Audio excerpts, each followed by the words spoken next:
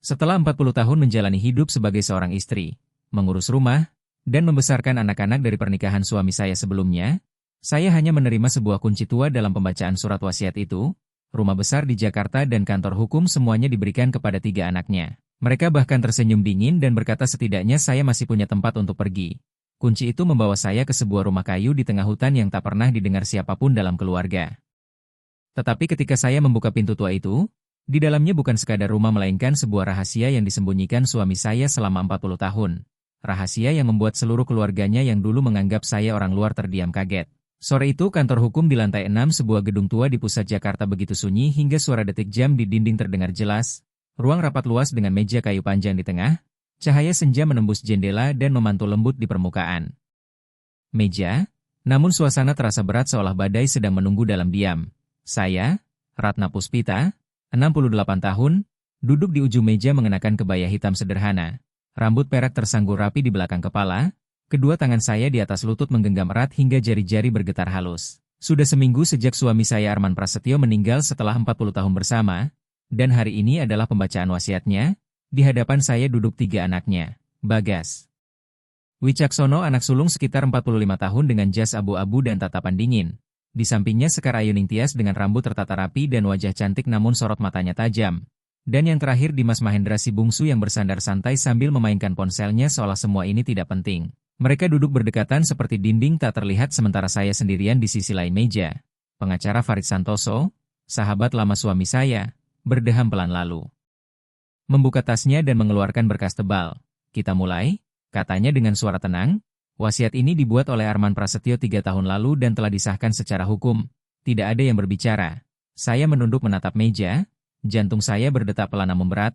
Setelah 40 tahun menjadi istri saya selalu berpikir hidup saya akan terjamin. Farid Santoso mulai membaca. Aset pertama rumah besar di kawasan Menteng, Jakarta Pusat. Bagas Wicaksono sedikit condong ke depan. Rumah ini adalah milik pribadi Arman Prasetyo sebelum pernikahan. Sekar Ayuningtyas mengangguk tipis. Aset ini dibagi rata untuk ketiga anaknya Bagas Wicaksono, Sekar Ayuningtyas, dan Dimas Mahendra. Dimas Mahendra tersenyum sinis tanpa menoleh ke arah saya. Halaman dibalik, aset kedua saham di kantor hukum Prasetyon Rekan. Sebagian besar sudah dialihkan kepada ketiga anak sejak lama. Bagas Wicaksono berbisik pelan, ayah memang selalu berpikir jauh, pengacara mengangguk dan melanjutkan bahwa sisa saham juga dibagi untuk mereka bertiga. Sekar Ayuningtyas berbisik puas, saya sudah bilang. Saya tetap diam tanpa menyela, hanya mendengarkan. Pengacara melanjutkan bahwa properti lain di Jakarta dan Bekasi telah diberikan sebelumnya sehingga tidak termasuk warisan. Bagas Wicaksono menyilangkan tangan. Sekar Ayuningtyas menarik napas lega. Sementara saya mulai merasa ada sesuatu yang tidak beres. Halaman terakhir dibuka dan ruangan menjadi sunyi. Total, aset terakhir dalam wasiat, ia menatap saya sejenak, diberikan kepada Ratna Puspita. Sekar Ayuningtyas sedikit mengangkat alis. Dimas Mahendra berhenti dari ponselnya. Bagas Wicaksono tersenyum tipis. Pengacara membaca sebuah rumah kayu di Desa Kaliurang, Kecamatan Pakem, wilayah Pegunungan Yogyakarta. Ruangan kembali hening. Saya berkedip pelan. Sebuah rumah kayu. Ia melanjutkan beserta seluruh hak penggunaan dan isi di dalamnya. Lalu menutup berkas dan mendorong amplop coklat ke arah saya. Amplop tipis itu berisi sebuah kunci tua dan secari kertas alamat. Saya menatap amplop itu tanpa berkata apapun selama beberapa detik. Tidak ada satupun orang yang berbicara. Lalu Sekar Ayuningtyas tertawa pelan dengan senyum tipis setajam pisau dan berkata setidaknya kamu masih punya tempat untuk tinggal. Dimas Mahendra tersenyum sinis dan berkata rumah kayu di pegunungan pasti cukup tenang. Bagas Wicaksono menoleh ke arah Farid Santoso dan bertanya apakah masih ada lagi. Pengacara itu menggeleng dan mengatakan itu seluruh isi wasiat. Saya tetap duduk diam tanpa ada yang menatap saya. Tidak ada yang bertanya apakah saya baik-baik saja seolah keberadaan saya di ruangan itu sudah tidak penting lagi. Sekar Ayuningtyas berdiri lebih dulu dan berkata kalau begitu selesai sudah. Sambil merapikan tasnya dia menambahkan kita harus segera mulai membicarakan penjualan rumah di Menteng. Bagas Wicaksono mengangguk dan mengatakan pasar sedang bagus. Dimas Mahendra memasukkan ponselnya ke saku dan berkata dia kenal agen properti. Yang hebat, mereka berbicara satu sama lain seolah saya tidak ada di sana. Farid Santoso menatap saya dengan sedikit rasa bersalah dan bertanya apakah saya baik-baik saja.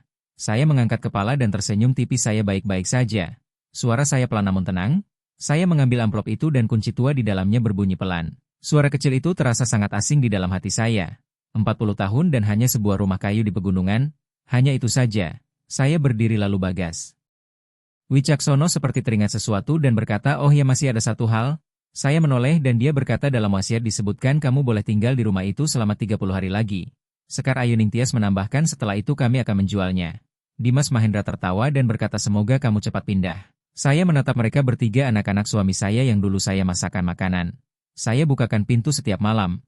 Saya ingat ulang tahun mereka. Tetapi dalam mata mereka tidak ada sedikit pun kehangatan, hanya dingin yang asing. Saya mengangguk pelan 30 hari sudah cukup. Saya berbalik dan berjalan keluar dari ruangan. Lorong kantor panjang dan sunyi. Langkah saya pelan. Amplop di tangan saya terasa ringan hampir tanpa bobot tetapi hati saya berat seperti batu. 40 tahun sebuah pernikahan, sebuah kehidupan berakhir hanya dengan sebuah kunci tua. Saya keluar dari gedung dan langit Jakarta sore itu penuh awan. Kendaraan lalu lalang seperti biasa. Semuanya tetap berjalan normal, hanya hidup saya yang seolah berbelok ke arah yang sama sekali berbeda. Saya membuka amplop itu dan melihat kunci kecil yang sudah menggelap oleh waktu.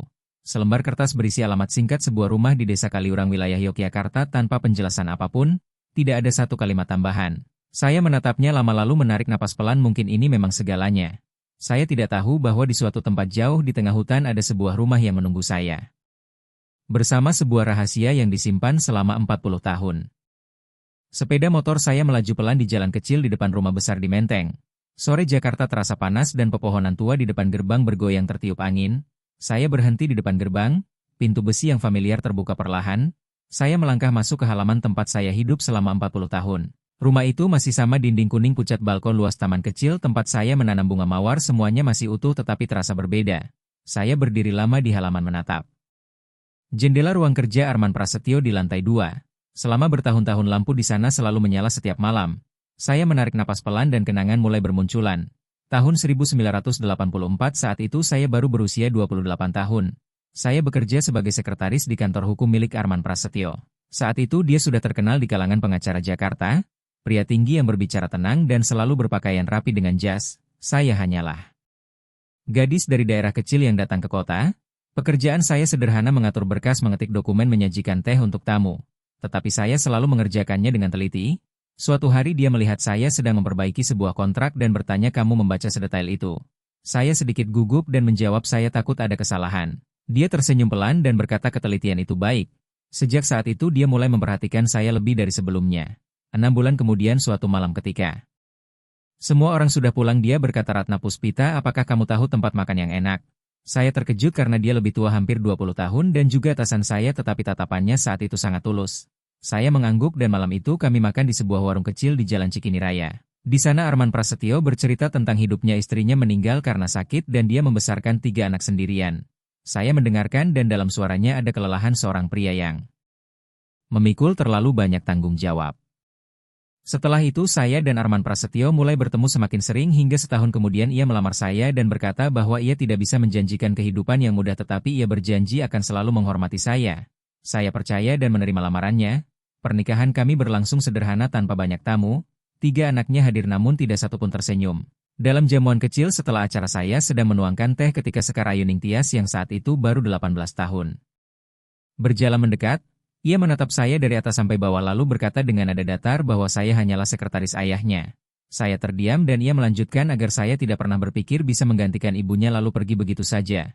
Saya berdiri diam dengan cangkir teh di tangan yang sedikit bergetar. Arman Prasetyo melihat kejadian itu dan hanya berkata pelan bahwa Sekar Ayuning Tias masih muda dan akan terbiasa.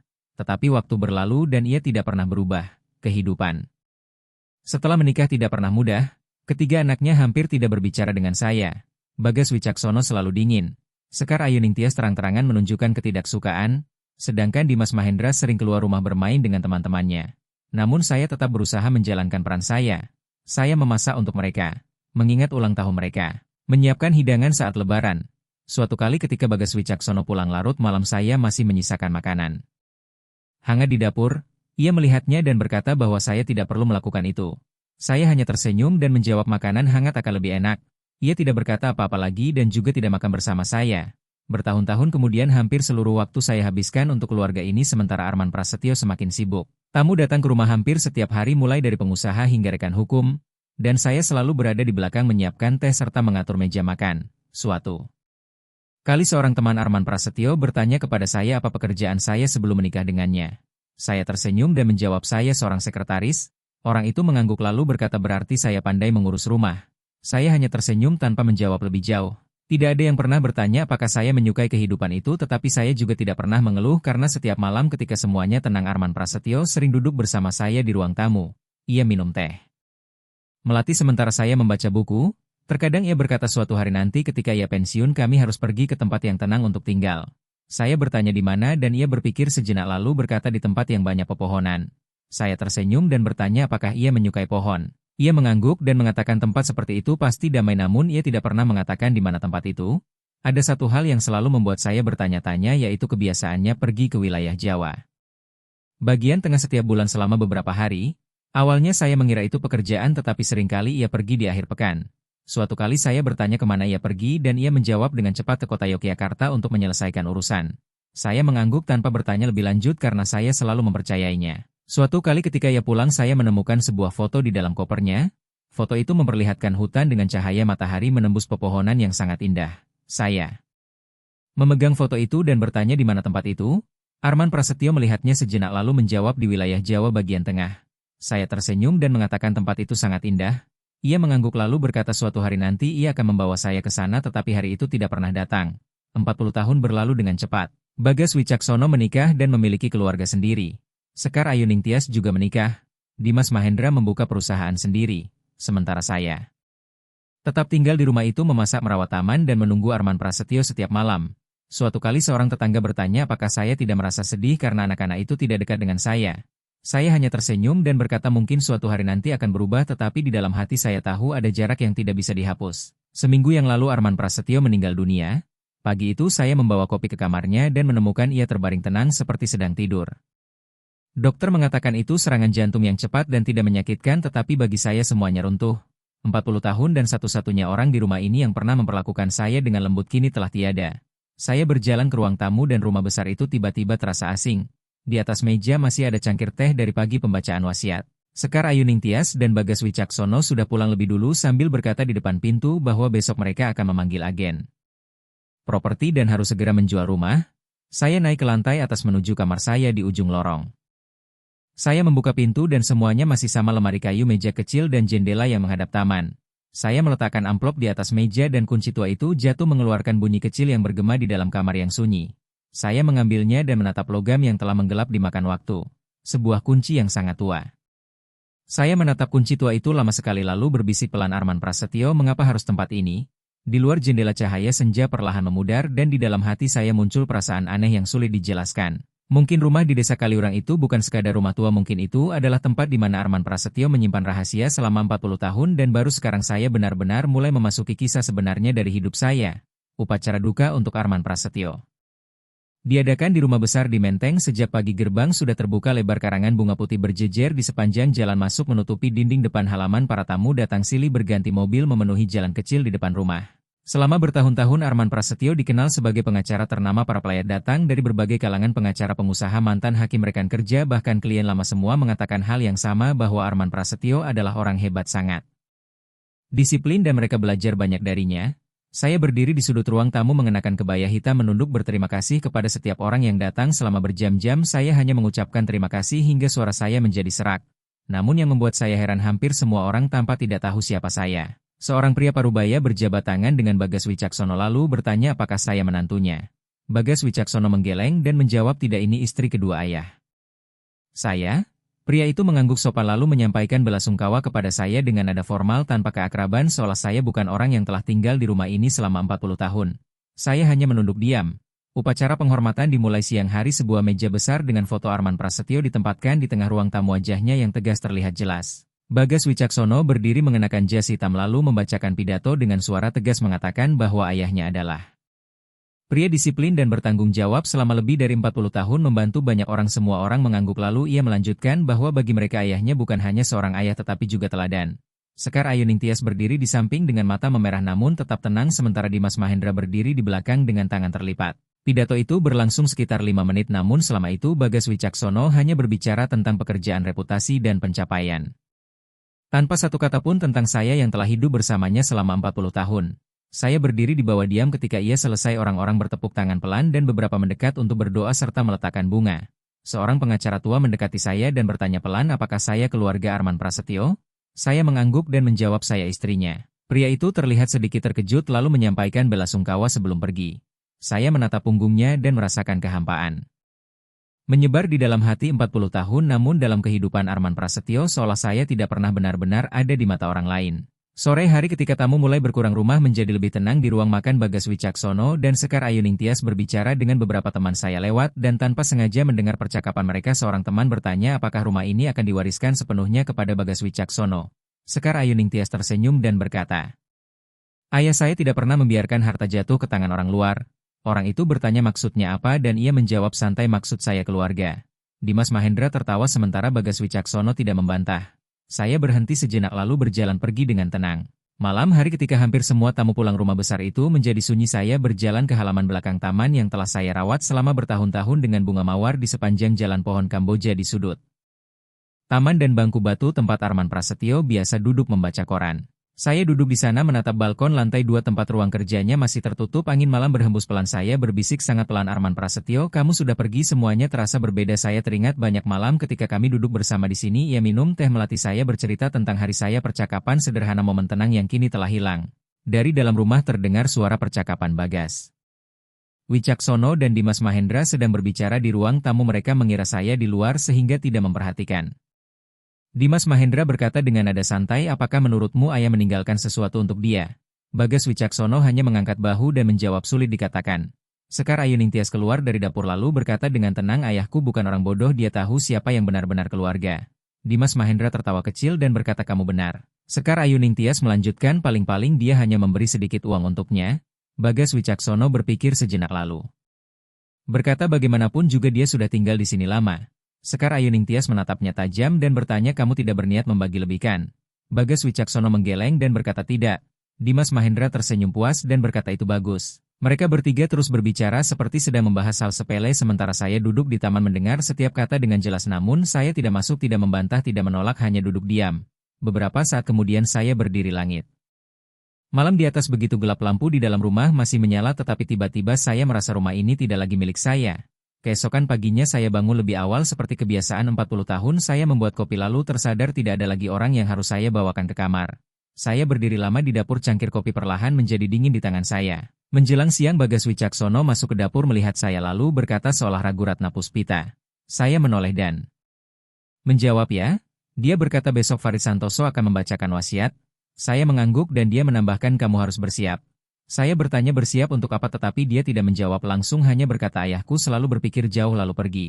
Saya berdiri diam dan dalam hati muncul firasat yang tidak jelas. Keesokan harinya pembacaan wasiat berlangsung dan semuanya terjadi seperti mimpi sebuah rumah kayu sebuah kunci tua sebuah alamat di desa Kaliurang. Setelah para tamu pergi saya berdiri di halaman belakang rumah besar itu menyala terang di belakang saya sementara Bagas Wicaksono, Sekar Ayuningtyas, dan Dimas Mahendra berbicara di ruang tamu mulai membahas penjualan rumah. Saya mendengarnya tetapi tidak menoleh di tangan saya masih ada kunci tua itu saya menatapnya lama lalu berbisik mungkin saya benar-benar harus pergi dari tempat ini. Saya tidak tahu bahwa perjalanan yang akan saya jalani akan membawa saya ke tempat yang selama 40 tahun telah dipersiapkan diam-diam oleh Arman Prasetyo hanya untuk saya. Hari pertama setelah pembacaan wasiat saya bangun sangat pagi kebiasaan lama tidak mudah hilang sebelum matahari terbit saya sudah turun ke dapur. Lampu kuning redup menerangi dinding yang familiar semuanya masih sama meja makan kayu seteko, teh keramik hijau dan lemari es lama yang sudah digunakan lebih dari 10 tahun. Saya menaruh air di atas kompor suara mendidih pelan memenuhi dapur yang sunyi biasanya pada jam ini Arman Prasetyo sudah turun dengan koran pagi di tangan dan duduk di kursi dekat jendela tempat cahaya pertama masuk. Saya menuangkan teh dan secara refleks menaruh 2 cangkir di meja lalu berhenti melihat dapur. Kosong tidak ada lagi orang di kursi itu saya terdiam beberapa detik lalu perlahan menyimpan 1 cangkir. Sekitar pukul 9 pagi bel berbunyi saya membuka gerbang di luar ada 2 pria mengenakan kemeja membawa tas dokumen. Bagas Wicaksono keluar dari dalam rumah dan berkata kalian sudah datang. Salah satu pria menjabat tangannya dan berkata saya Yudi Pranata agen properti dan rekannya menambahkan mereka datang untuk melihat rumah. Saya berdiri di sana sementara Bagas Wicaksono menoleh kepada saya dan berkata dengan nada biasa kami mengundang mereka untuk menilai rumah ini. Saya hanya mengangguk. Agen itu masuk ke halaman melihat sekeliling lalu berkata lokasinya sangat bagus rekannya menambahkan jika direnovasi sedikit harganya bisa sangat tinggi. Bagas Wicaksono tersenyum dan berkata kami juga berpikir begitu. Saya berdiri di samping tanpa seorang pun meminta pendapat saya karena rumah ini sudah tidak ada hubungannya dengan saya.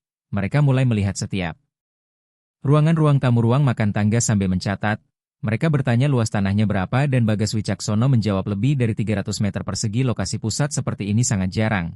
Sekar Ayuningtyas turun dari tangga mengenakan pakaian kerja dan berkata rumah ini bisa dijual lebih dari 200 miliar rupiah. Agen itu mengangguk setuju lalu mereka naik ke lantai atas sementara saya berdiri di bawah mendengar langkah kaki mereka bergerak di atas. Ruangan-ruangan yang saya tempati selama bertahun-tahun kini dipandang seperti barang dagangan. Beberapa saat kemudian mereka turun dan Yudi Pranata menunjuk ke arah lorong lalu bertanya ruangan paling ujung itu apa. Sekar Ayuningtyas menjawab itu kamar tidur. Agen itu bertanya apakah bisa melihatnya lalu Sekar Ayuningtyas menoleh ke arah saya dengan ekspresi datar dan berkata Ratna Puspita tolong buka pintunya. Saya sedikit terdiam karena itu kamar saya. Saya mengambil kunci dari saku dan membuka pintu lalu Yudi Pranata masuk melihat sekeliling dan berkata kamar ini cukup luas. Sekar Ayuningtyas langsung berkata nanti ruangan ini sebaiknya dibongkar saja. Agen itu bertanya kenapa dan ia menjawab singkat tidak perlu dipertahankan. Saya berdiri di pintu mendengar setiap kata tanpa berkata apapun. Hari-hari berikutnya hal yang sama terus terjadi hampir setiap hari ada orang datang agen arsitek investor. Suatu hari ketika saya menyiram tanaman di taman saya mendengar seseorang berkata taman ini harus direnovasi total dan orang lain menjawab ya lebih baik dibersihkan semua agar rapi. Saya menatap bunga mawar yang telah saya rawat selama bertahun-tahun yang sedang mekar indah namun di mata mereka hanya sesuatu yang harus dihilangkan. Suatu sore ketika saya sedang membersihkan dapur Sekar Ayuningtyas masuk membuka kulkas dan mengambil sebotol air lalu berkata dengan nada biasa Ratna Puspita. Saya menoleh dan menjawab ya. Ia berkata kami berencana menjual rumah ini dalam 2 bulan. Saya hanya mengangguk. Ia minum lalu menambahkan dalam wasiat kamu hanya boleh tinggal 30 hari. Saya menjawab pelan saya tahu. Ia meletakkan botol di meja dan berkata semoga kamu segera beres-beres lalu pergi dengan sikap seolah hanya memindahkan barang biasa. Saya tetap diam sampai pintu dapur tertutup lalu menarik napas panjang. Malam itu saya keluar ke Taman Udara Jakarta terasa lebih sejuk setelah hujan ringan saya duduk di bangku batu yang familiar di depan pohon Kamboja yang masih berdiri di sana. Saya teringat pertama kali menanamnya. Bersama Arman Prasetyo ketika ia membantu menggali tanah dan berkata suatu hari nanti pohon ini akan sangat indah. Saya tertawa dan berkata mungkin butuh 10 tahun lalu ia berkata kita masih punya banyak waktu. Kini pohon itu sudah besar tetapi orang yang menanamnya bersama saya sudah tidak ada. Saya menatap sekeliling taman setiap sudut penuh kenangan bangku batu anak tangga dan semak bunga. Tiba-tiba saya sadar mungkin saya tidak akan pernah kembali ke tempat ini lagi. Pada hari ke-15 saya mulai berkemas ternyata tidak sebanyak yang saya kira hanya 1 koper pakaian 1 kotak foto lama dan beberapa buku. 40 tahun hidup ternyata bisa diringkas dalam beberapa koper. Sekar Ayuningtyas lewat di depan kamar saya melihat koper lalu berkata kamu pergi lebih cepat ya. Saya mengangguk hanya bersiap saja lalu ia mengangkat bahu dan pergi. Pada hari ke-28 pagi itu, saya sedang mencuci piring di dapur ketika terdengar suara dari ruang tamu. Bagas Wicaksono dan Sekar Ayuningtyas sedang berbicara tanpa menyadari saya di dekat situ. Sekar Ayuningtyas berkata aku masih tidak mengerti kenapa ayah memberi rumah di desa Kaliurang itu kepadanya. Bagas Wicaksono menjawab mungkin dia merasa bersalah. Dari ruang tamu Dimas Mahendra berkata paling hanya rumah tua. Sekar Ayuningtyas tertawa dan berkata pasti di daerah terpencil. Bagas Wicaksono menambahkan mungkin hanya laku beberapa ratus juta. Dimas Mahendra mengangkat bahu dan berkata cukup untuk hidup beberapa tahun. Mereka bertiga tertawa sementara saya berdiri di dapur air mengalir melewati tangan saya tetapi saya tidak merasakan dingin hanya kekosongan. Hari terakhir pagi itu sangat sunyi saya menarik koper ke halaman mobil saya sudah terparkir di depan gerbang. Bagas Wicaksono berdiri di pintu dan berkata agen akan datang pukul 2 siang. Saya mengangguk lalu membuka pintu mobil dan menoleh untuk melihat rumah itu untuk terakhir kalinya. 40 tahun lebih dari setengah hidup saya. Bagas Wicaksono berdiri di belakang saya lalu saya berkata pelan kepadanya apakah kamu pernah berpikir apa arti 40 tahun itu? Ia diam beberapa detik lalu berkata ayah sudah meninggalkan sebuah rumah untukmu kamu tidak pergi dengan tangan kosong. Saya menatapnya lalu mengangguk tanpa berkata apa-apa lagi. Saya masuk ke mobil mesin menyala gerbang besi terbuka perlahan mobil bergerak keluar dan dalam kaca spion rumah besar itu semakin kecil hingga menghilang di sudut jalan. Di kursi sebelah amplop coklat tergeletak diam berisi kunci tua dan alamat sebuah rumah di desa Kaliurang. Saya tidak tahu seperti apa tempat itu tetapi saya tahu itu satu-satunya tempat di dunia ini yang masih bisa saya tuju. Jalan tol yang meninggalkan Jakarta membentang di depan saya seperti pita abu-abu panjang menuju Cakrawala. Mobil tua saya melaju perlahan di antara truk dan bus yang bergerak menuju wilayah Jawa bagian tengah suara mesin berdengung stabil di dalam kabin kadang tertutup oleh hembusan angin yang masuk dari celah jendela saya Ratna Puspita belum pernah mengemudi sejauh ini sendirian selama 40 tahun hidup saya hampir hanya berputar di sekitar rumah di Menteng Pasar. Supermarket dan rumah sakit sesekali mengunjungi kerabat pun masih dalam lingkup kota yang familiar kini untuk pertama kalinya.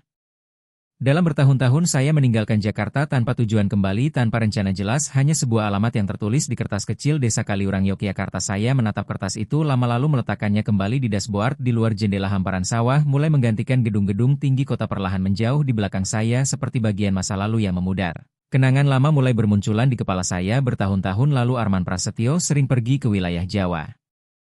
Bagian tengah. Awalnya saya pikir itu pekerjaan sebagai pengacara besar, wajar jika ia memiliki banyak urusan di berbagai daerah, namun kemudian saya menyadari ada sesuatu yang berbeda. Ia tidak pergi bersama rekan kerja, tidak membawa berkas tebal seperti biasanya, hanya sebuah koper kecil. Suatu kali ketika saya sedang menyiapkan pakaiannya, saya bertanya berapa lama ia akan pergi ke kota Yogyakarta. Ia berdiri di dekat jendela dan menjawab mungkin 3 hari. Saya bertanya apakah ada kasus. Ia berpikir sejenak lalu berkata tidak juga. Saya menatapnya lalu bertanya lalu pergi untuk apa? Ia tersenyum ringan dan berkata pergi mengunjungi suatu tempat. Saya terkejut dan bertanya mengunjungi siapa? Ia menggeleng bukan siapa-siapa, hanya tempat yang ia sukai. Ia menatap keluar jendela dan saya tidak bertanya lagi karena memang saya selalu seperti itu selama bertahun-tahun. Saya jarang menanyakan lebih dalam tentang pekerjaannya atau kehidupan pribadinya, mungkin karena saya berpikir jika ia ingin bercerita ia akan melakukannya sendiri. Suatu sore ia pulang ketika saya sedang menyiram tanaman di taman. Ia masuk ke halaman dengan kemeja sedikit berdebu. Saya tersenyum dan bertanya dari mana ia baru pulang. Ia menjawab dari wilayah Jawa bagian tengah. Saya bertanya apakah pekerjaannya lancar. Ia mengangguk lalu memanggil nama saya. Saya menoleh dan ia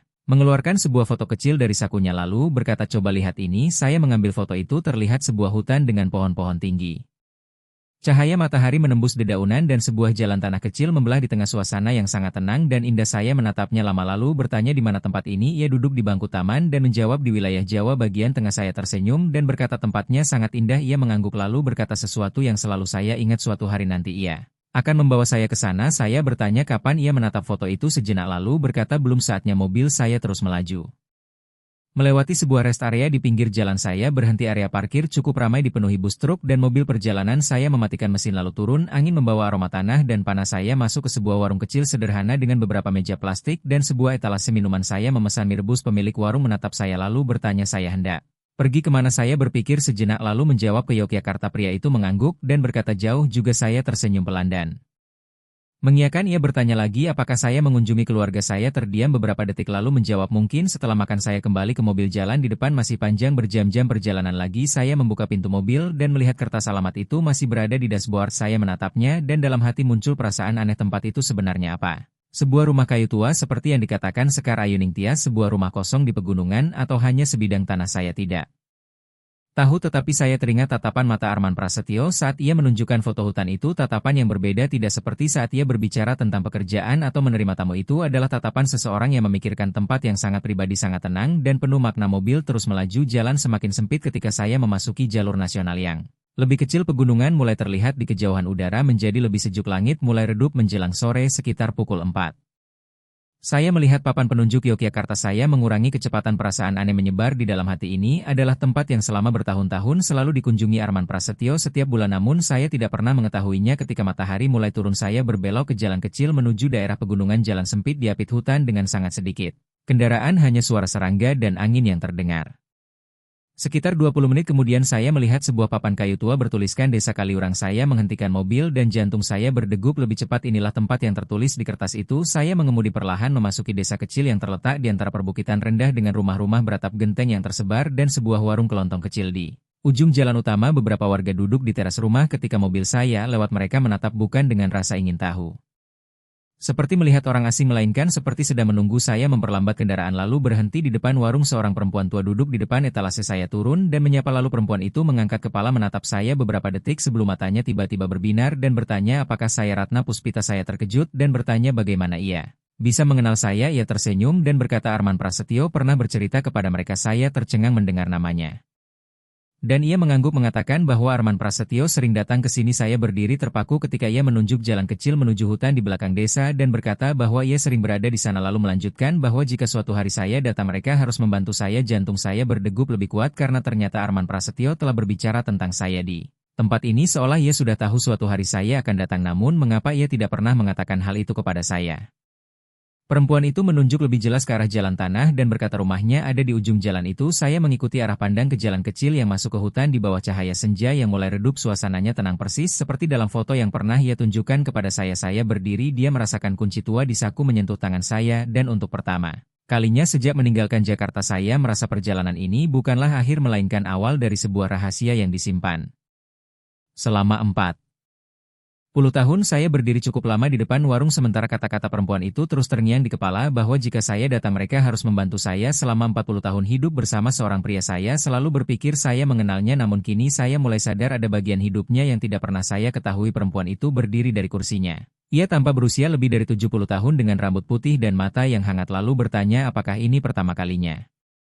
Saya mengangguk dan ia berjalan mendekati mobil sambil menjelaskan bahwa jalan menuju rumah Arman Prasetyo cukup sulit. Ia menunjuk ke jalan tanah dan mengatakan saya harus lurus sekitar 1 kilometer melewati jembatan kayu kecil lalu belok ke kanan. Saya menatap jalan yang diapit hutan lebat sementara cahaya senja semakin redup lalu bertanya apakah rumahnya benar berada di dalam sana. Perempuan itu tersenyum dan mengangguk lalu menambahkan bahwa Arman Prasetyo sangat menyukai tempat itu. Saya terkejut dan bertanya apakah ia sering tinggal di sana. Perempuan itu menjawab setiap bulan ia datang beberapa hari. Saya terdiam karena selama ini saya selalu percaya ketika ia mengatakan pergi untuk urusan pekerjaan. Kini saya baru tahu kemana ia sebenarnya pergi. Perempuan itu menatap saya lalu berkata bahwa ia sering duduk di warung ini minum teh melati dan menunjuk bangku kayu di depan sambil menceritakan tentang saya. Saya terkejut dan bertanya ia bercerita tentang saya.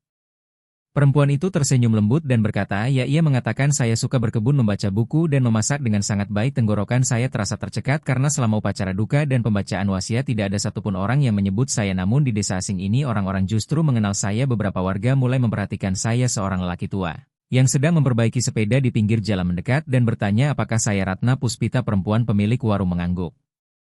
Dan lelaki itu tersenyum lalu berkata akhirnya saya datang. Saya merasa bingung dan bertanya apakah ia mengenal saya. Ia mengelap tangannya dan berkata bahwa Arman Prasetyo sering menceritakan tentang saya bahwa istrinya adalah orang yang baik, sabar, dan selalu memikirkan orang lain. Saya berdiri diam. Kata-kata sederhana itu membuat hati saya bergetar. Lelaki tua itu menunjuk ke arah jalan hutan dan berkata bahwa Arman Prasetyo sering berjalan kaki dari rumah ke desa, kadang duduk di sana sepanjang pagi sambil minum teh dan berbicara. Saya bertanya pelan sudah berapa lama ia datang ke sini. Perempuan itu menjawab sudah sangat lama, mungkin lebih dari 30 tahun, dan saya pun tertegun. 30 tahun berarti hampir sepanjang waktu saya hidup bersama Arman Prasetyo, tetapi saya tidak pernah mengetahuinya. Seorang pemuda yang lewat berhenti melihat mobil saya lalu berkata mobil ini mungkin sulit masuk ke dalam hutan, jalannya cukup buruk. Perempuan di warung mengangguk membenarkan lalu menoleh kepada saya dan berkata sebaiknya ia memanggil keponakannya untuk mengantar saya masuk. Saya menggeleng pelan dan mengatakan tidak perlu sambil menatap jalan tanah di depan. Saya bisa masuk sendiri. Perempuan itu mengangguk lalu berkata bahwa Arman Prasetyo pernah berpesan jika saya datang maka saya harus menganggap tempat ini sebagai rumah sendiri. Saya tersenyum tipis dan mengucapkan terima kasih sebelum naik ke mobil. Saya bertanya lagi apakah Arman Prasetyo pernah mengatakan kenapa ia menyukai tempat ini. Perempuan itu berpikir sejenak lalu menjawab bahwa di sini sangat tenang, tidak ada yang mengenalnya sehingga ia bisa hidup seperti orang biasa. Saya duduk di dalam mobil dan kalimat itu membuat saya berpikir lama. Mungkin selama bertahun-tahun Arman Prasetyo memikul terlalu banyak tekanan pekerjaan, keluarga, dan nama besar, dan tempat ini adalah satu-satunya tempat ia bisa melarikan diri dari semuanya. Mobil saya perlahan berbelok masuk ke jalan tanah roda melewati bekas lumpur kering. Di kiri kanan berdiri pohon-pohon tinggi. Cahaya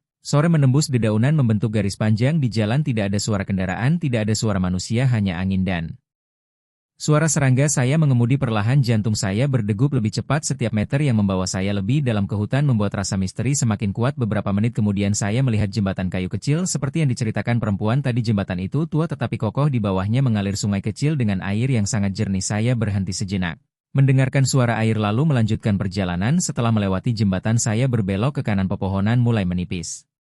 Cahaya menjadi lebih terang dan akhirnya mobil saya berhenti di sebuah lahan luas di tengah hutan. Di depan saya belum terlihat rumah, hanya sebuah jalan kecil yang masuk lebih dalam. Saya mematikan mesin dan turun. Udara di sini sejuk dan bersih, sangat berbeda dengan Jakarta. Saya berdiri beberapa saat melihat sekeliling. Perasaan aneh muncul seperti berada di tempat yang sangat akrab namun sekaligus asing. Tempat yang selama 40 tahun disimpan diam-diam oleh pria yang hidup bersama saya dan mungkin juga untuk saya. Saya kembali ke mobil, kunci tua masih ada di saku. Saya mengambilnya, logam dingin di telapak tangan. Saya menatapnya lalu menatap jalan kecil di depan. Mungkin di ujung jalan itu terdapat jawaban dari semua hal yang belum pernah saya pahami tentang Arman Prasetyo. Saya menarik napas dalam lalu mulai berjalan. Jalan tanah membawa saya semakin dalam ke hutan. Langkah saya perlahan, setiap pijakan sedikit tenggelam di tanah kering yang tertutup daun. Suasana begitu sunyi hingga saya bisa mendengar jelas suara daun bergesekan dan serangga di semak. Cahaya sore menembus pepohonan menjadi garis-garis emas lembut. Aroma tanah lembab dan daun kering memenuhi udara. Setelah beberapa menit jalan itu terbuka dan sebuah lahan luas muncul di depan saya. Saya berhenti, jantung saya berdegup kencang. Di tengah lahan itu berdiri sebuah rumah, bukan rumah tua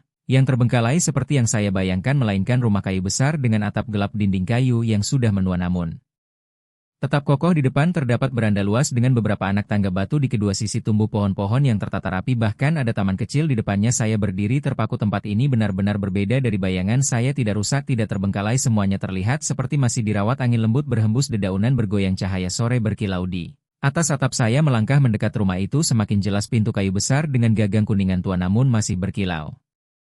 Jendela dengan tirai di dalam dan tangga yang bersih seperti masih dihuni seseorang, namun saya tahu itu tidak mungkin karena Arman Prasetyo telah meninggal dan orang-orang di desa mengatakan ini adalah rumahnya. Saya berdiri di depan pintu, jantung saya berdegup semakin cepat. Kunci tua berada di tangan saya menatapnya lalu menatap pintu dan sebuah pikiran terlintas. Mungkin inilah tempat yang sebenarnya menjadi milik Arman Prasetyo.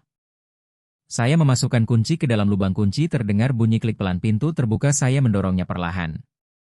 Pintu kayu itu terbuka perlahan dengan suara yang sangat halus, tidak ada bau lembab atau debu tebal melainkan aroma kayu dan teh melati yang samar. Saya melangkah masuk dan menyadari rumah ini jauh lebih luas dari yang saya bayangkan. Lantai kayu berwarna coklat tua tampak bersih dan mengkilap, cahaya dari jendela membuat ruangan terasa hangat. Di tengah ruangan terdapat meja kayu besar, di sampingnya ada sofa tua yang indah dan sebuah rak buku besar memenuhi hampir seluruh dinding kiri penuh. Dengan buku saya berjalan perlahan ke dalam, semuanya tertata rapi seolah baru saja dibersihkan. Di atas meja terdapat teko teh dan dua cangkir, salah satu kursi sedikit tertarik seperti baru saja digunakan. Saya berdiri, dia merasakan sensasi aneh merambat di punggung. Selama 40 tahun Arman Prasetyo datang ke tempat ini, duduk di sini, minum teh, membaca buku. Tetapi saya tidak pernah mengetahuinya. Saya melangkah lagi lalu tiba-tiba terhenti di depan dinding seberang yang dipenuhi banyak bingkai foto. Saya mendekat dan melihat foto pertama saya sedang tersenyum di taman rumah di Jakarta. Foto kedua saya sedang membaca buku di sofa dan foto ketiga saya sedang menyiram tanaman. Saya terpaku, setiap foto, setiap momen adalah saya. Bahkan ada foto yang belum pernah saya lihat, mungkin diambil diam-diam tanpa saya sadari. Saya mengulurkan tangan menyentuh salah satu bingkai di dalamnya. Saya duduk di bangku taman dengan cahaya pagi menyinari rambut saya. Saya ingat hari itu hari biasa, tetapi kini foto itu tergantung di sini di tengah hutan di rumah rahasia suami saya. Mata saya mulai panas, saya berjalan perlahan menyusuri dinding puluhan foto dari masa lalu, hingga yang lebih baru. Semuanya adalah momen sederhana dalam hidup saya, namun di setiap foto saya terlihat alami, tanpa pose, tanpa sadar sedang dipotret. Saya berbisik pelan dengan suara bergetar, "Arman Prasetyo, kapan kamu mengambil semua ini?" Lalu saya berjalan lebih dalam. Di belakang ruang tamu ada lorong kecil dengan dua kamar tidur. Satu kamar memiliki tempat tidur kayu besar yang tertata rapi, di sampingnya ada buku yang terbuka dengan penanda berupa daun kering, kebiasaan yang selalu disukai Arman Prasetyo. Detail kecil itu membuat saya merasa ia masih ada di sini. Kamar kedua lebih kecil, berisi meja kerja, lampu, tumpukan kertas, dan kursi kayu. Saya mendekat dan melihat sebuah amplop putih di atas meja dengan tulisan satu kata yang sangat familiar, Ratna. Saya langsung mengenali tulisan tangan Arman Prasetyo. Tangan saya gemetar saat memegangnya. Saya berdiri diam beberapa detik, jantung berdetak cepat. Selama beberapa hari terakhir saya selalu berpikir bahwa saya telah memahami semuanya, bahwa ia hanya meninggalkan saya dengan sebuah rumah tua di tempat jauh dengan cara yang sederhana, tetapi kini semuanya terasa berbeda. Saya membuka amplop itu, di dalamnya terdapat surat dengan kertas yang sedikit menguning namun tulisan masih jelas. Saya menarik napas dalam dan mulai membaca. Cahaya senja dari jendela jatuh di atas kertas. Ruangan itu sunyi, hanya ada suara angin dari hutan dan kata-kata yang mungkin akan mengubah seluruh pandangan saya tentang suami saya. Saya berdiri diam di ruangan kecil itu, membaca tulisan tangan Arman Prasetyo yang rapi dan teratur seperti cara ia selalu melakukan segalanya. Lalu saya membaca kalimat pertama, "Ratna, jika kamu membaca surat ini berarti kamu sudah sampai di sini." Saya menutup mata sejenak karena hanya satu kalimat itu saja sudah membuat tenggorokan saya terasa sesak. Lalu saya melanjutkan membaca. Ia menulis bahwa ia tahu saya akan sangat sedih saat membaca wasiat. Mungkin saya akan berpikir ia tidak peduli, tetapi ia harus melakukannya. Saya menggenggam kertas itu erat. Selama beberapa hari terakhir saya terus menahan diri dari pertanyaan itu, mengapa setelah 40 tahun bersama ia meninggalkan saya dengan sebuah rumah asing di tengah hutan. Surat itu berlanjut, "Ratna, aku ingin kamu memahami satu hal, tempat ini bukan sekadar rumah." Saya menatap sekeliling. Rumah kayu di tengah hutan ini dengan foto-foto, buku-buku, dan jejak kehidupan yang tidak pernah saya ketahui. Saya melanjutkan membaca surat itu dan melihat kalimat yang membuat tangan saya gemetar, bahwa tanah ini telah diberikan kepada saya sejak tahun 1985. Semua dokumen telah dilegalisasi dan sertifikat hak milik atas nama saya. Saya tertegun karena itu berarti hanya setahun setelah saya menikah dengan Arman Prasetyo dan selama hampir 40 tahun tempat ini sebenarnya sudah menjadi milik saya, tetapi saya tidak pernah mengetahuinya. Surat itu berlanjut, ia menulis bahwa ia sengaja tidak menyebutkan tempat ini dalam wasiat karena ia sangat mengenal anak-anaknya. Jika mereka tahu tempat ini ada, mereka akan mencari cara untuk merebutnya. Saya perlahan duduk di kursi di samping meja menatap tulisan itu. Ia tidak ingin saya menghadapi masalah hukum seperti itu. Saya teringat tatapan dingin Bagas Wicaksono saat Pembacaan wasiat mungkin sejak lama Arman Prasetyo sudah memahami hal itu. Saya terus membaca. Ia menulis bahwa ia tahu dirinya bukan suami yang sempurna. Tulisan itu sedikit lebih tebal seolah ia berhenti sejenak ketika menulisnya. Ia selalu sibuk dan berkali-kali membiarkan saya sendirian menghadapi sikap dingin anak-anaknya. Saya menunduk mengenang tahun-tahun itu, makan malam yang sunyi, tatapan tajam dan kata-kata dingin dari Sekar Ayuningtyas. Sementara Arman Prasetyo sering memilih diam. Surat itu berlanjut. Ia menulis bahwa ia tidak cukup berani untuk melindungi saya di depan mereka. Saya menghela napas pelan. Mungkin ini pertama kalinya ia mengakui hal itu, namun ia ingin saya memiliki tempat yang benar-benar menjadi milik saya. Saya mengangkat kepala menatap ruangan lalu melihat keluar jendela hutan bergoyang tertiup angin. Ia menulis bahwa ia menemukan tanah ini ketika menangani sebuah kasus di wilayah Jawa bagian tengah, dan sejak pertama kali datang ia langsung berpikir bahwa saya akan menyukai tempat ini. Saya teringat foto hutan yang pernah ia tunjukkan kepada saya. Mungkin inilah tempat itu, tempat yang tenang, jauh dari hiruk-pikuk kota dan tanpa tatapan penilaian dari orang lain. Saya tersenyum getir. Mungkin ia memahami saya lebih dari yang saya kira. Surat itu berlanjut bahwa selama bertahun-tahun ia datang ke sini setiap bulan selama beberapa hari. Saya teringat semua perjalanan yang dulu saya kira adalah pekerjaan. Ternyata ia datang ke sini memperbaiki rumah ini, menanam pohon, membaca buku, dan memikirkan hidup. Saya menatap rak buku besar di ruang tamu. Mungkin ia duduk di sana berkali-kali dan ia juga memikirkan saya. Saya menutup mata. Perlahan foto-foto di dinding itu diambil selama bertahun-tahun. Setiap momen sederhana dalam hidup saya ternyata telah ia simpan semuanya. Ia menulis bahwa ia ingin ketika saya datang ke sini saya tahu bahwa saya tidak pernah dilupakan. Saya meletakkan tangan di meja, air mata jatuh ke atas kertas. Selama beberapa hari terakhir saya selalu merasa ditinggalkan, tetapi sekarang semuanya berubah. Surat itu mendekati akhir. Ia menulis bahwa ia juga telah menyiapkan sebuah dana untuk merawat rumah dan tanah ini selama bertahun-tahun. Dokumennya ada di dalam laci meja. Saya menoleh ke meja kayu melihat laci yang sedikit terbuka. Ia menulis bahwa saya tidak perlu khawatir tentang biaya. Saya menggeleng pelan menyadari bahwa Arman Prasetyo telah mempersiapkan segalanya jauh sebelum ia meninggal, seolah ia sudah tahu hari ini akan datang. Kalimat terakhir ditulis lebih pelan. Ia menulis bahwa mungkin ia tidak cukup berani mengatakan semua ini ketika masih hidup, tetapi ia ingin saya tahu bahwa saya selalu menjadi orang paling penting dalam hidupnya. Saya meletakkan surat itu. Ruangan menjadi sunyi, hanya terdengar angin dari hutan. Saya duduk lama membiarkan semua kenangan tersusun kembali. Perjalanan-perjalanan ke wilayah Jawa bagian tengah, foto hutan, dan saat-saat ia duduk diam di dekat jendela selama bertahun-tahun. Ia ternyata membangun tempat ini sedikit demi sedikit secara diam-diam hanya untuk suatu hari nanti saya datang. Saya berdiri membuka laci meja. Di dalamnya terdapat berkas-berkas yang tersusun rapi, sertifikat hak milik, akta hibah, dan dokumen notaris dari bertahun-tahun lalu, semuanya atas nama saya. Saya menatap kertas-kertas itu lalu menatap ruangan. Akhirnya saya mengerti rumah ini bukanlah sesuatu yang kecil seperti yang dikatakan Sekar Ayuningtyas. Bukan rumah tua tanpa arti, melainkan tempat yang telah dipersiapkan Arman Prasetyo selama hampir 40 tahun. Sebuah tempat yang tenang, sebuah tempat yang benar-benar menjadi milik saya. Saya melangkah keluar dari ruangan kembali ke ruang tamu. Foto-foto di dinding masih tergantung dan cahaya senja terakhir menyinari setiap bingkai. Saya berdiri di depan salah satu foto yang memperlihatkan saya tersenyum di taman lalu mengulurkan tangan menyentuh bingkai kayu itu dan berbisik sangat pelan, "Arman Prasetyo, aku sudah sampai di sini." Di luar hutan perlahan tenggelam dalam gelap, tetapi di dalam hati saya untuk pertama kalinya setelah berhari-hari sebuah cahaya kecil mulai muncul. Pagi di desa Kaliurang datang sangat cepat ketika saya membuka pintu dan melangkah ke beranda. Embun tipis masih menempel di daun, udara terasa bersih, sejuk dan begitu tenang hingga saya bisa mendengar kicau burung dari dalam hutan. Saya berdiri sejenak di beranda kayu. Cahaya pagi menembus pepohonan di depan rumah membentuk titik-titik cahaya di tanah. Tempat ini benar-benar berbeda dari Jakarta. Tidak ada suara kendaraan, tidak ada kebisingan, hanya alam dan ketenangan. Saya melangkah turun ke halaman. Malam sebelumnya saya hampir tidak tidur tetapi tidak merasa lelah. Surat dari Arman Prasetyo masih tersimpan di saku dan kata-katanya telah mengubah segalanya. Selama 40 tahun saya selalu merasa hanya berada di belakang, tetapi ternyata ia telah diam-diam menyiapkan kehidupan lain untuk saya, sebuah tempat yang benar-benar milik saya. Ketika saya sedang memandang hutan, tiba-tiba terdengar suara mesin mobil yang memecah keheningan pagi. Saya menoleh dan melihat sebuah SUV hitam perlahan masuk ke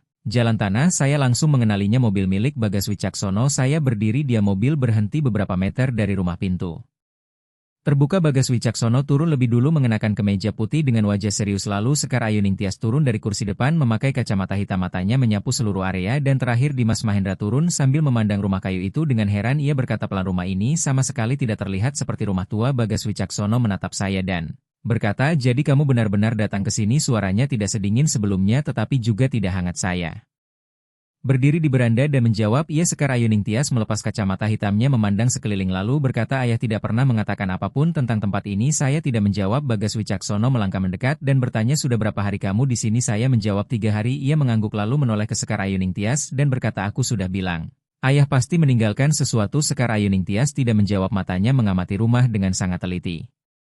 Sementara Dimas Mahendra naik ke beranda dan melihat foto-foto di ruang tamu lalu berkata, "Ini semua foto kamu?" Saya mengangguk, ia mengerutkan kening dan bertanya, "Kamu yang memotret saya?" Tidak menjawab. Bagas Wicaksono masuk ke dalam rumah melihat sekeliling ruang tamu lalu berhenti di depan dinding foto. Ia berdiri beberapa detik sebelum berbalik dan bertanya, "Apakah saya sudah membaca surat dari ayahnya?" Saya mengangguk lalu Sekar Ayuningtyas menyilangkan tangan dan berkata, "Kalau begitu, kamu pasti tahu tanah ini sangat berharga." Suaranya langsung dan tegas. Saya menatapnya tanpa menjawab. Bagas Wicaksono mengeluarkan berkas dari tas dan meletakkannya di meja lalu berkata, "Mereka sudah berkonsultasi dengan pengacara." Saya melihat berkas itu dan bertanya tentang apa. Ia menjawab perlahan tentang kepemilikan tanah ini. Sekar Ayuningtyas menambahkan, "Mereka merasa mungkin ada masalah." Saya terdiam beberapa detik lalu berjalan ke ruang kerja sementara mereka bertiga tetap di ruang tamu. Sekar Ayuningtyas berbisik kepada Bagas Wicaksono apakah menurutnya saya tahu sesuatu dan ia menggeleng. Setelah beberapa saat saya kembali membawa berkas dan meletakkannya di meja dengan suara tenang. Mereka bisa melihatnya. Bagas Wicaksono membuka berkas itu. Di dalamnya terdapat sertifikat hak milik, akta hibah, dan dokumen notaris. Semuanya jelas mencantumkan nama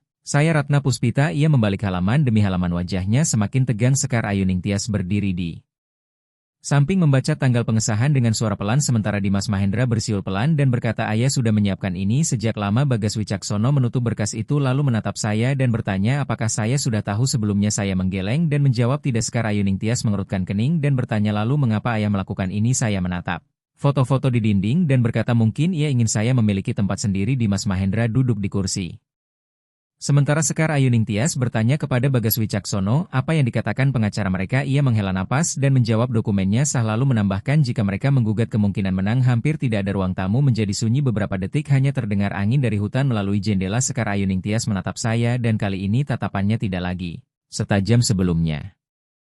Sekar Ayuningtyas menatap saya lalu bertanya, "Apa yang akan saya lakukan dengan tempat ini?" Saya berpikir sejenak lalu menjawab, "Belum tahu." Dimas Mahendra tersenyum ringan sambil melihat keluar jendela dan berkata, "Tempat ini sangat indah, mungkin bisa dijadikan tempat wisata." Sekar Ayuningtyas meliriknya tajam dan menyuruhnya diam. Bagas Wicaksono berdiri lalu memandang sekeliling rumah hingga tatapannya berhenti pada foto saya yang sedang tersenyum di taman. Ia berkata pelan bahwa ayahnya tidak pernah menceritakan tempat ini. Saya menjawab dengan tenang, "Mungkin ia ingin menyimpannya untuk dirinya sendiri." Bagas Wicaksono mengangguk lalu beberapa saat kemudian ia berkata, "Mereka tidak berniat mempermasalahkan lagi." Sekar Ayuningtyas menoleh kepadanya tetapi tidak menolak. Bagas Wicaksono menatap saya dan berkata, "Saya bisa tinggal di sini." Suaranya tidak hangat tetapi juga tidak lagi dingin. Saya mengangguk dan mengucapkan terima kasih. Ia kemudian berjalan keluar diikuti Sekar Ayuningtyas dan Dimas Mahendra. Sebelum turun dari beranda, Dimas Mahendra menoleh kembali ke arah rumah dan berkata bahwa ayah mereka memang selalu merencanakan segala sesuatu jauh ke depan. Bagas Wicaksono tidak menjawab. Mereka bertiga masuk ke mobil SUV hitam itu. Kendaraan berputar di jalan tanah lalu perlahan menghilang di balik pepohonan. Saya berdiri di beranda memandang ke arah mobil yang menjauh. Angin hutan berhembus lembut melewati rambut saya. Untuk pertama kalinya setelah bertahun-tahun saya tidak lagi merasa disingkirkan. Rumah kayu di belakang saya dan hutan di depan kini benar-benar menjadi milik saya. Setelah mobil mereka hilang suasana kembali sunyi seperti semula. Saya tetap berdiri lama. Bukan karena penyesalan tetapi karena saya mulai menyadari sesuatu. Selama 40 tahun hidup saya selalu terikat pada rumah di Jakarta, pada keluarga Arman Prasetyo, pada meja makan yang sering saya siapkan tetapi jarang ada yang benar-benar duduk bersama saya. Dan sekarang di depan saya terbentang hutan luas, rumah kayu yang tenang, dan kehidupan baru. Saya menarik napas perlahan lalu melangkah turun dari beranda. Angin pagi membawa aroma tanah dan daun kering. Saya berjalan ke halaman depan, melihat berbagai tanaman yang ditanam oleh Arman Prasetyo. Ada pohon jeruk, ada pohon mangga, dan di sudut kecil ada bunga yang merambat. Saya memandangnya lama. Mungkin ia menanam semua ini dalam kunjungan-kunjungannya dengan kesabaran yang sama seperti ketika ia menyiapkan tempat ini untuk saya. Saya membungkuk mengambil daun kering lalu tersenyum pelan dan berbisik, "Arman Prasetyo, sekarang saya mengerti." Hari-hari berikutnya saya mulai beradaptasi dengan kehidupan di desa Kaliurang. Setiap pagi saya bangun lebih awal, membuka pintu, membiarkan cahaya masuk lalu berjalan kaki menuju desa melewati jalan tanah, jembatan kayu kecil, dan deretan rumah warga. Perempuan pemilik warung yang pertama kali saya temui bernama Ibu Rini Lestari. Ia selalu menyambut saya dengan ramah. Suatu pagi ia bertanya apakah saya sudah terbiasa dengan tempat ini. Saya tersenyum dan mengatakan sedang mencoba. Ia lalu memberikan saya sekantong sayuran segar dari kebunnya dan berkata, "Di sini tidak ada supermarket seperti di kota." Saya menerima dan mengucapkan terima kasih. Ia menatap saya lalu berkata bahwa Arman Prasetyo pernah mengatakan saya suka memasak. Saya sedikit terkejut dan bertanya apakah ia benar-benar mengatakan itu. Ia tersenyum dan menjawab ya, bahkan ia bilang saya memasak sayur asem dengan sangat enak. Saya tertawa kecil, tidak menyangka hal kecil seperti itu pun ia ceritakan. Suatu sore lelaki tua yang sebelumnya memperbaiki sepeda melewati rumah saya dan berhenti di depan gerbang. Ia bertanya apakah saya sudah mulai membereskan rumah. Saya mengangguk dan menjawab perlahan. Ia melihat sekeliling lalu berkata, Tempat ini indah dan Arman Prasetyo sangat menyukainya. Saya bertanya apa yang biasa ia lakukan di sini. Lelaki tua itu tersenyum dan menjawab ia sering membaca, berjalan kaki, dan duduk minum teh melati sambil memandang hutan. Ia mengatakan pikirannya terasa lebih ringan di sini. Saya mengikuti arah pandangnya dan merasa mungkin itu benar, di tempat ini tidak ada tekanan. Tidak ada tatapan dingin, tidak ada makan malam yang sunyi. Seminggu kemudian saya mulai merapikan halaman. Saya mempekerjakan 2 orang warga untuk membersihkan rumput liar. Semak-semak di sekitar rumah perlahan menjadi rapi. Taman di depan beranda terlihat lebih terang. Suatu pagi ketika saya sedang menanam kembali bunga di depan rumah, Ibu Rini Lestari datang dan melihat sekeliling lalu memuji taman saya yang semakin indah. Saya tersenyum dan berkata, dulu saya memang sering berkebun. Ia duduk di kursi kayu lalu bertanya apakah saya akan tinggal lama di sini. Saya berpikir sejenak lalu menjawab mungkin cukup lama. Ia mengangguk dan berkata tempat ini memang tenang. Lalu ia menatap rumah kayu itu dan berkata bahwa Arman Prasetyo pasti ingin saya tinggal di sini. Saya terdiam beberapa detik lalu berkata pelan, mungkin memang begitu. Waktu terasa berjalan lebih cepat dari yang saya bayangkan. 2 bulan kemudian lahan di sekitar rumah berubah sepenuhnya. Jalan menuju rumah telah dibersihkan. Taman di depan beranda penuh dengan bunga dan saya menambahkan beberapa kursi kayu di bawah pepohonan. Suatu sore ketika saya duduk membaca di beranda, Ibu Rini Lestari datang membawa seorang perempuan parubaya lalu memperkenalkan bahwa namanya Sari Handayani yang berasal dari kota Yogyakarta. Perempuan itu menunduk sopan dan berkata ia mendengar bahwa di sini ada tempat menginap kecil. Saya sedikit terkejut lalu menjawab belum sepenuhnya seperti itu. Ibu Rini Lestari tertawa dan berkata ia hanya menceritakan saja kepada orang lain, lalu menoleh kepada saya dan berkata tempat ini sangat indah jika ada orang datang menginap beberapa hari mungkin juga baik. Saya memandang taman lalu melihat hutan di kejauhan. Gagasan itu sebelumnya tidak pernah terpikirkan. Tetapi saat itu terasa tidak asing. Beberapa bulan kemudian rumah kayu ini mulai kedatangan tamu. Tidak banyak, hanya beberapa orang dari kota yang ingin mencari ketenangan. Beberapa hari pasangan lanjut usia, seorang perempuan muda yang ingin beristirahat setelah bekerja keras. Semuanya mengatakan hal yang sama bahwa tempat ini sangat damai. Saya mulai memperbaiki 1 kamar untuk tamu lalu menambah beberapa tempat tidur. Rumah kayu ini perlahan berubah menjadi homestay kecil tanpa papan nama besar. Tanpa iklan, hanya sebuah tempat sederhana yang tenang di tengah hutan. Suatu sore ketika matahari turun di balik pepohonan, saya duduk di beranda. Di atas meja ada secangkir teh melati hangat. Saya memandang taman. 2 orang tamu berjalan santai di bawah pepohonan. Di kejauhan Ibu Rini Lestari berbicara dengan warga desa. Kehidupan di sini sederhana tetapi terasa nyata. Saya membuka buku di meja. Di antara halaman terselip daun kering persis seperti kebiasaan Arman Prasetyo. Saya memegang daun itu lama lalu berbisik pelan, Arman Prasetyo, sekarang saya benar-benar baik-baik saja. Angin sore bertiup lembut melewati beranda. Hutan di kejauhan berubah warna menjadi keemasan di bawah cahaya senja. Pada usia 68 tahun saya tidak lagi merasa hidup saya telah berakhir. Sebaliknya, untuk pertama kalinya setelah bertahun-tahun saya merasa benar-benar mulai hidup kembali.